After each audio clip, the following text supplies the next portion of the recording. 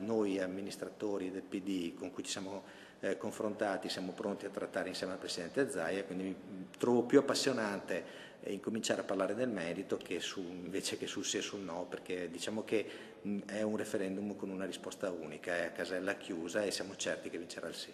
Definisce ragionevole il sindaco di Treviso Giovanni Manildo la posizione assunta a livello veneto dal Partito Democratico in vista del referendum sull'autonomia del 22 ottobre. La linea intrapresa è quella indicata dal segretario Achille Variati, votare sì, minoritario nel partito lo schieramento che suggerisce di lasciare all'elettorato libertà di voto. Devo ancora una volta sottolineare la grande abilità comunicativa del Presidente Zaia, che sostanzialmente ha fatto un referendum che dal mio punto di vista si sarebbe potuto tranquillamente evitare, però tenendosi penso che l'unica posizione ragionevole sia quella del voto per il sì. Il referendum sull'autonomia sta incassando anche a sinistra adesioni inaspettate, ma di fronte a ciascuna si scatena anche quella parte di elettorato secondo cui, così facendo, il PD cade nella trappola ordita dalla Lega Nord e presta il fianco a quella che viene definita un'operazione di marketing da parte di Zaia.